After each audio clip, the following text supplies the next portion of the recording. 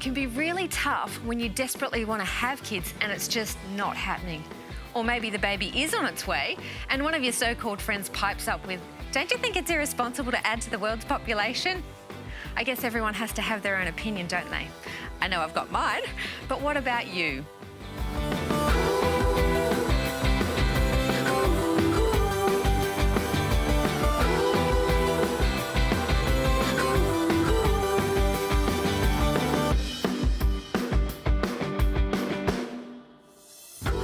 Take a load off and relax with us here at the table. We have got a fantastic panel of passionate women here today to educate and inspire you. Now, I've got a tough question for you all. There are so many children starving in the world today. Is it really the responsible thing to do to want kids of your own? I think it's, responsible. Of course a couple will want to have kids, and I think it's not about responsible. It's just the way life is. What do you mean, of course they want to have kids? I think it's natural to want to repopulate the Earth. What if everybody decided we're not going to repopulate the Earth? Then all of a sudden this overpopulation would be, there are no people on the Earth. Yeah, but aren't we getting to a point where it's the world is unsustainable with all these people in it?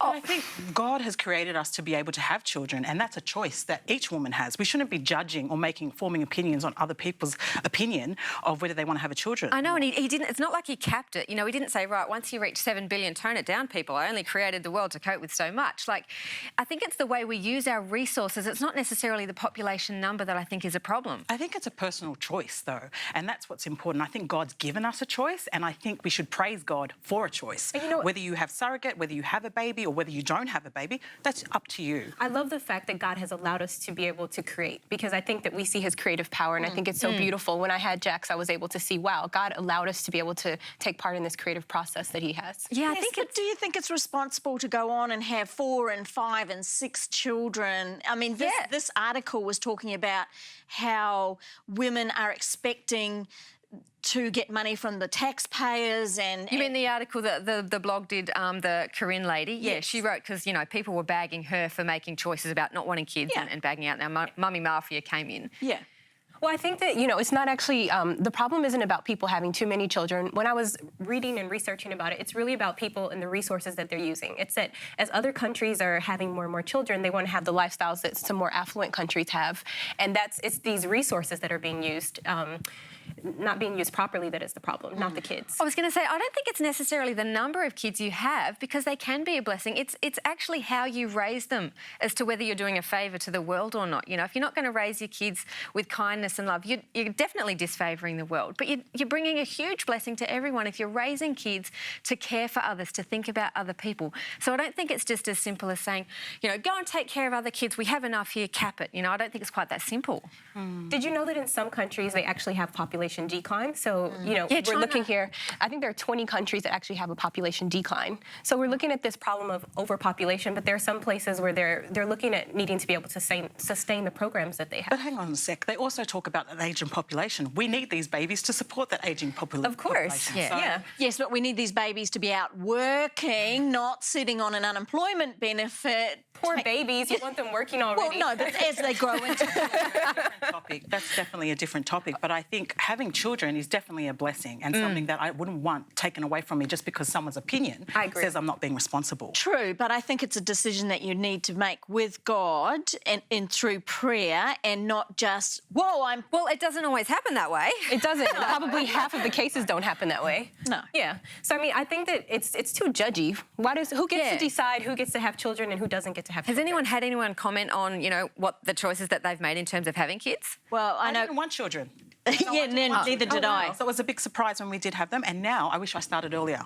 Oh, really? Yeah, I did. I really love my kids, and I really love being a mum. I know that might sound weird to some people, but the woman I was before is a total different woman to who I am now after having children. And I think God created it that way. God wanted it that way. So. Yeah, look, I think it's a natural thing within us, you know. It's not necessarily something we can sort of fight.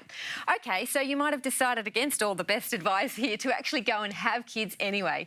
And then suddenly you discover they're a handful and they just, like, seem to come from a different place, a different planet. Do you think today's kids are different from previous generations? Oh, yes. I'm going to look at you, Shona. Oh, yes. You know, your kids are older. Yeah. I have... late teens. So, yeah. A lot of wisdom in this corner. Oh, I don't know about that. There's a lot of life.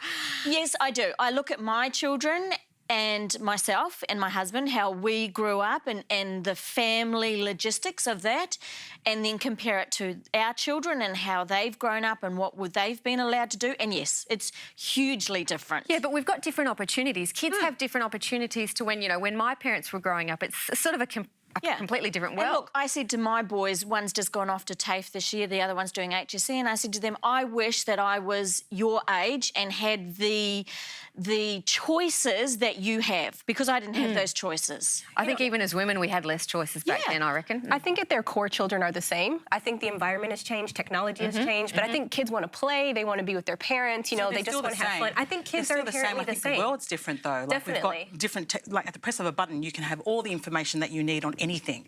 Do you really think the kids are the same, though? I think at their core, maybe they don't know how to use. They're still going to be naughty. They're still going to act up. They don't know how to use a card catalog, maybe, like when they go to the library. Yeah. Or do you think it's parenting that's different then? So if the kids are the same, do you think it's parenting that's different then? Because I see a real difference in attitude. We have to adapt to the lifestyle that we're living. Well, there is so much information out there that the child, of course, they're going to think differently and operate differently. But I think when you think about it, we have to adapt to the lifestyle that we're living. So if you understand technologies and whatnot, you can be on the same page as your child, but they're still going to be that kid. I think they're still human. I think at their core, they are these playful creatures. They want their parents' attention. I think all of those core needs are the same. They don't know what age they've been born into. They don't know if they've been born into the 1800s or into the 2000s. Yeah, well, that's true. Yeah, I think as parents, it's up to us whether how much exposure are you going to allow your child to have. I think now what we do is, as parents, is we sit down and we discuss with our children, whereas in my age group and further back, you were told. You were seen and not heard, whereas today, children have a right to speak, they know that, and we have a conversation with them as adults. We don't treat them as babies like we used to. So I think, parenting has changed. I reckon parenting has changed. I just see a generation, I'm not trying to bag them out, but I see a lack of discipline, and it really frustrates me because these kids aren't taking care of stuff. They're waiting for other people to do stuff. Whose responsibility is that? Well, the parents. Yeah, so parenting has changed, but the children, they're waiting for the discipline. I still think they want to be playful. They're waiting for that discipline and that interaction with their parents, but, I think it's the parenting. Sorry to go there, but I also think politics also has something to play in it. I mean, they're telling us you can't discipline your child, you can't smack your child. I know you can't smack your child. So there's other influences. Yeah. I know as an employer, when I've been trying to employ 15, 16, 17-year-old children, and they walk in and they throw the CV onto the counter and they're like, give me a job. I'm like, mate, there's no way I'd be employing someone like you. I've heard heaps of people comment in the workplace how it's sort of a different scenario. Well, here's something for kids to do that involves them actually manipulating real objects instead of virtual ones. We're going to hand you over to DIY Dora.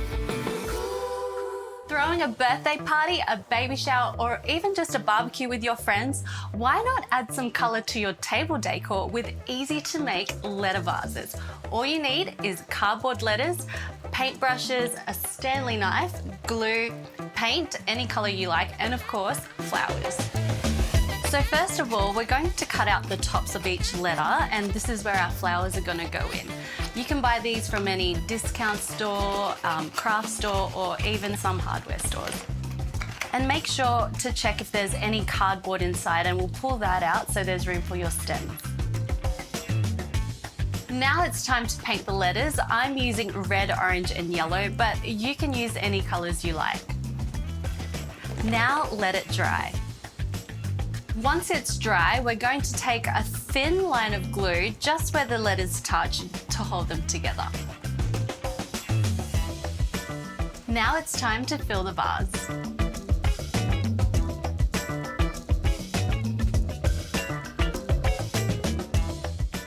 And there you have it, a quick, simple way to add some unique colour to your table decor.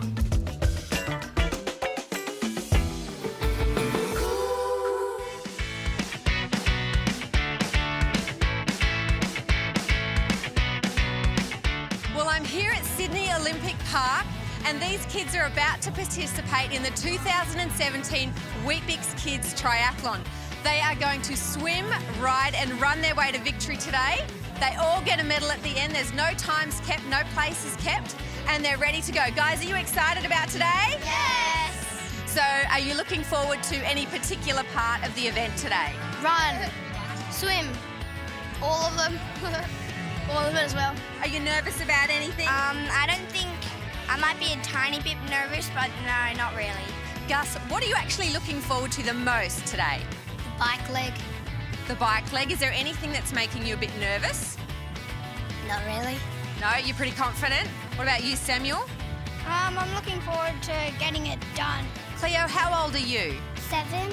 Is there anything that makes you nervous? That I'm... No. I think you guys are going to do great. All right, 3 cheers, go! Hooray! Hooray! Hooray! There you have it.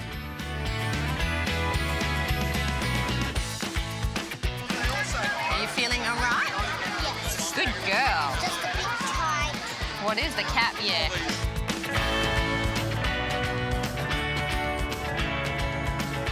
As you can see, there's a huge amount of support from the community for this event, and the organisers are always looking for more people to assist, so why not sign up yourself?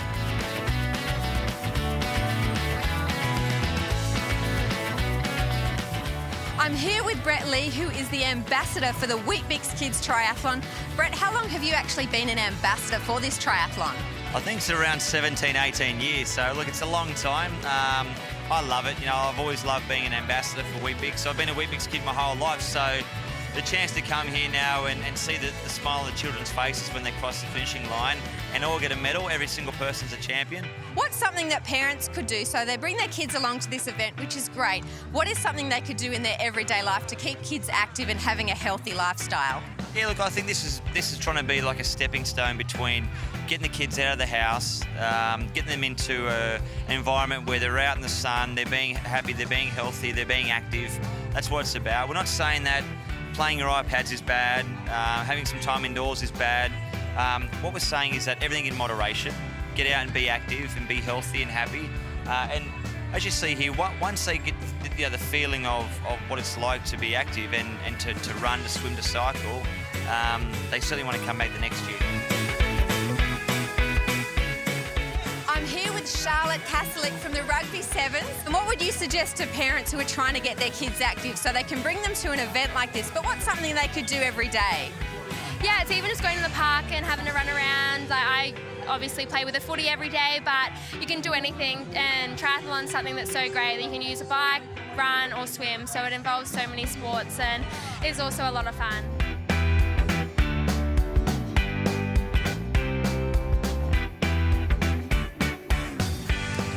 The Weet-Bix Kids Tryathlon is the world's largest kids triathlon, and they're in multiple locations around Australia and New Zealand. It's for kids aged 7 to 15 from all abilities, and they're all welcome to participate. There is a cost. It's $64 per participant and $236 for a family of 4. But there are early bird discounts, so jump on the website to check those out and save yourself some money. Get out there, get active and do something.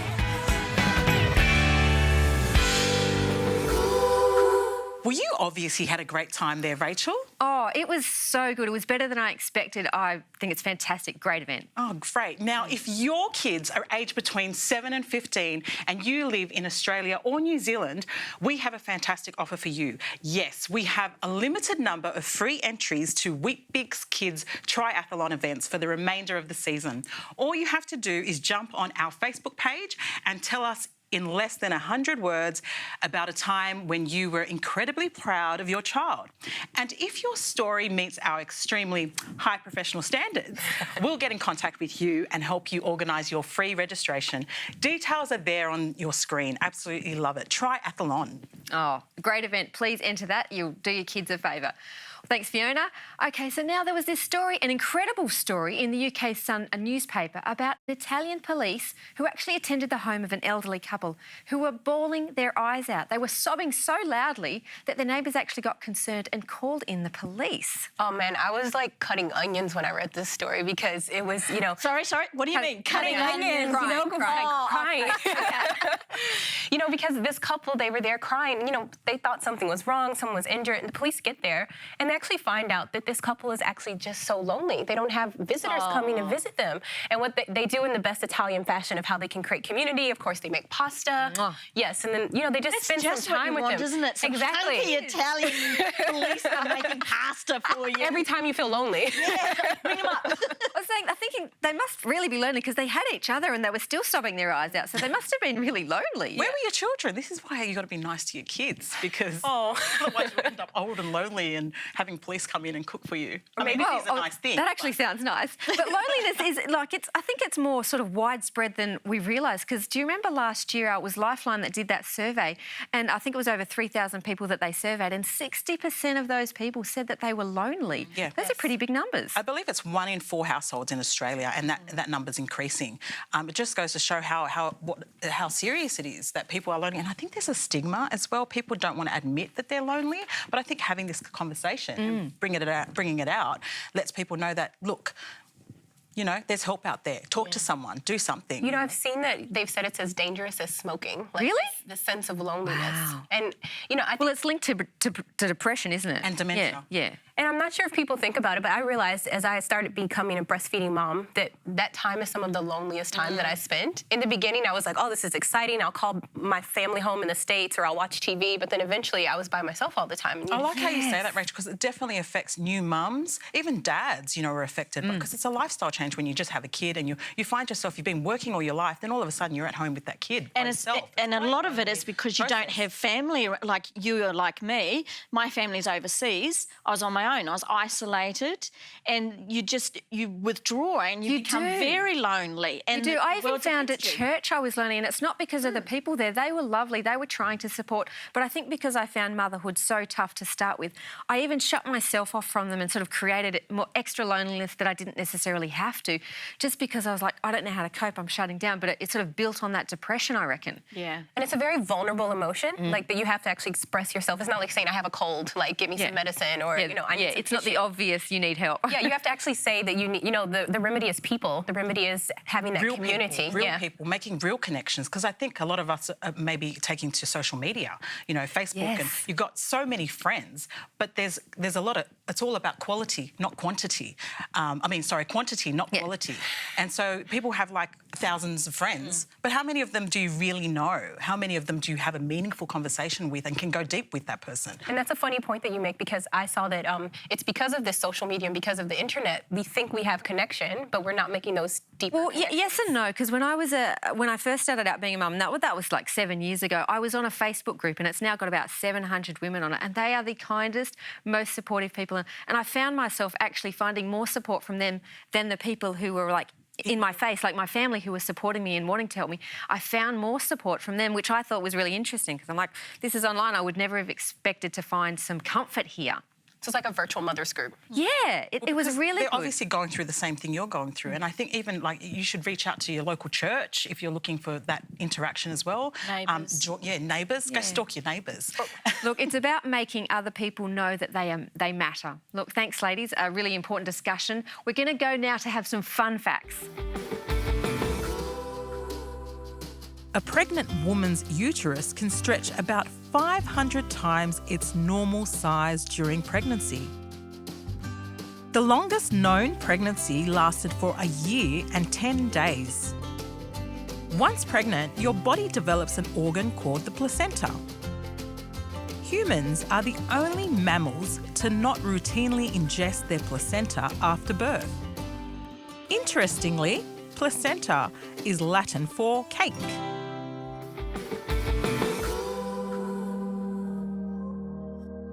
Looking back, I can see all those happy memories didn't happen by chance. I wish I knew then what I know now. I should have asked more questions, got more advice. I didn't realise how much you sacrificed.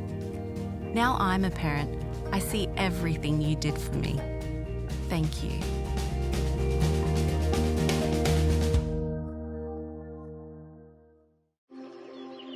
Father, I can't connect the dots through the little that I understand.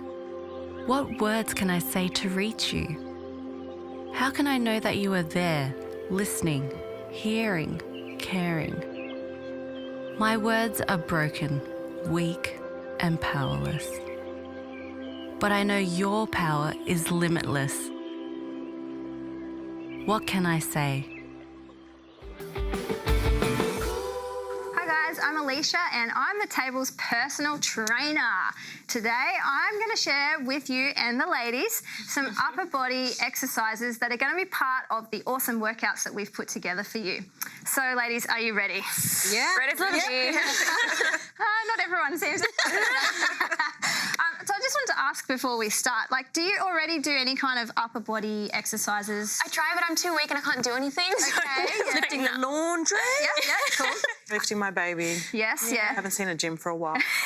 Hey, look, a baby is something, right? And if you really think about it, there's heaps that we do with our upper body all the time. So it is actually a really important thing to work out. So we're going to come down onto the ground first, and I'm going to show you a few variations of the push-up, okay? So there's sort of easy, medium, and hard, and I'll show you the easiest one first. So really what you want to do is just make sure that your knees are in nice and close to your hands. Yep, I'll and you're do this dropping down like that. Easy. I've never seen this before. So your hands are, sorry. What? Yeah, hands are pretty wide. Yes. And you're dropping the chest down between the hands. So if we have shoulder injuries.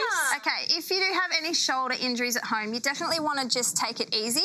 Another easy option is against a wall, so you can do push-ups on the wall, but just be really aware of your pain, and if it's any unnecessary pain, just avoid it. That's the best way to do it. And Alicia, what about people who have lower back pain? Yeah, okay, so lower back pain, that is usually actually a sign of a weak core.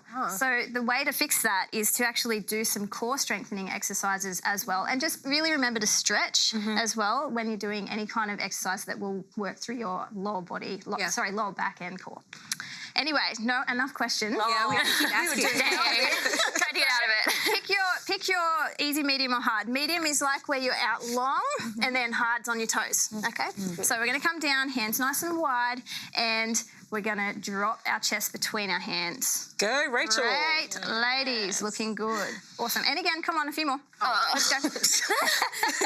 We thought this was just a demo. Now, do you have to take it all the way up, or do you bend the elbow a little bit? You want to just bring it you don't want to lock it out, Yeah. for sure. Yeah. But, so just to almost straight, pretty much, yep. All right, now let's sit up, and I'm going to bring you to the tricep dip, which you can actually do without a bench or a chair, but if you've got a bench or a chair, that helps too. So you're going to have your hands by side, palms forward, and then you're going to lift up your bottom and just drop back with those elbows going backwards.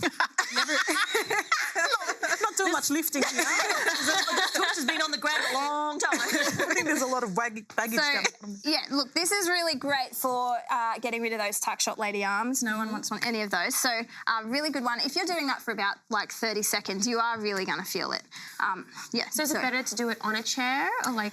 It's easier to do it on the floor because there's less like movement and extension. So you want to maybe start on the floor first if you're starting out, and then go to a bench or a chair once you're getting used to it. Okay. Yeah. Okay, and the last one, I just want you to like push your palms together. This is a palm press, and just squeeze. Can you feel that squeeze sort of through your chest and through your arms? Surprisingly, yes.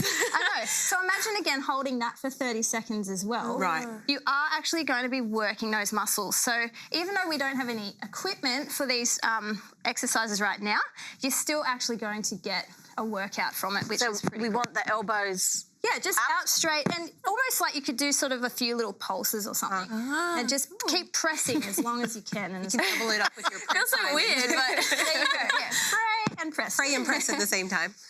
Yeah. Well, yeah, thank you so much for tuning in. If you want to see some of the awesome workouts that we've put together for you, the link is there on your screen. It takes you straight to our YouTube channel, and yeah, hopefully you will enjoy them. And ladies, I hope you do too. Great. See you later. Hi! This is sweeter than sugar, but better for you. And it's only 2 ingredients, dates and filtered water. 2 ingredients. Show us, what did you do? This is a way to get your children to eat cherry tomatoes, okay? Now you can eat them. So you can get these containers in any supermarket on special half price every 2 to 3 months and stock up on them because you're gonna need them to store things in your fridge. You know what it's like. So all you need is a blender and you need your dates and just filtered water. Won't take long.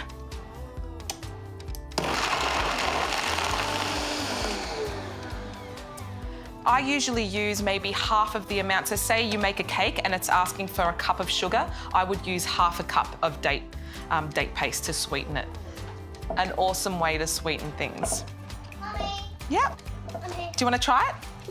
Use your finger, go. Delicious.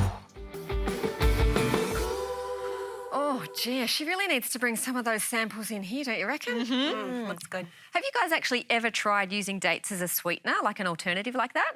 She's looking at me. Yeah, I am. You're a really good cook.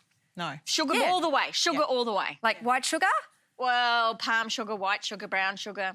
Yep. But those are your Good as sugar well. sources. Honey. Honey's great. I use honey. Well, I'm not much of a baker, but I've definitely eaten something. I remember a friend made a slice, and it was sweetened with dates, and I think I made a comment about how it was going to be, you know, alternatively sweet, but it was actually delicious. Oh, you liked it? I was going to say, because there are a few alternatives, aren't there? Like there's coconut sugar, there's agave, there's honey, pure maple syrup. Yep, stevia. The aftertaste. The I've heard aftertaste. it's not that too good. Not good for you though. That stevia. Oh, really? Yeah. What'd you hear? I know that it wasn't good for you. Oh, I haven't heard that. I usually don't use any sugar or just honey. Okay. And the honeycomb, I've gotten into a honeycomb recently. Oh, honeycomb is That really good. Awesome. Once you've gone honeycomb, you don't go back. Oh, really? Is that honeycomb ice cream? No, the actual honeycomb. Well, hang on a second. Let me just pull out the crunchy I've got hidden under the table. Do you bake? No, I eat what's baked. You eat what's baked. I love it. I love it. You know, that's how you get. Do you bake? Yeah, I do. I try and use a lot of these, especially for my kids, because I don't want them getting used to so much. And my eldest is really good when we go to parties. She actually doesn't have a lot because she gets sick. My second one's completely different. I'll find her in the cupboard eating an entire Easter egg in one hit. She can't hold back. But yeah, I definitely try and sort of give them alternatives so that they're not always having sugar all the time. Because it's in everything. Processed so foods. much It's food. in everything. Sauces and all sorts of. You think it's healthy, but it's And I didn't realise that even in the fruit juices, you know, you think that it's just juice, but yeah, there's you tons got to actually read those labels. Look, I really think we need to take sugar to a different serious direction. Yes, and I totally agree. You know, because there are many people that are suffering from diabetes, and actually diabetes is preventable. Right now, there are about 1 million Australians living with diabetes, and about 90% of them have type 2 diabetes, which is actually lifestyle related. But those numbers are totally preventable, and in many cases, it's possible to not only avoid diabetes in the first place, but people can actually reverse diabetes with lifestyle change. You know, here I have with me one of the modules in the free Living Well course, which details specifically with sugar, how cutting sugar can help reverse diabetes. And it's in everyday language. You don't have to worry about not understanding the medical language. There's solid research behind it, and you can complete the Living Well course online or by mail. The contact details are right there on your screen. Thanks, Rachel. Yeah, it's something to look into. And look, thank you so much for hanging out with us here today at the table this week. We would love to see you on social media. We're on Facebook, we're on Twitter, we're on YouTube. We would also like to hear about what you think and share this video with your friends. We will see you next week here at the table. Bye for now.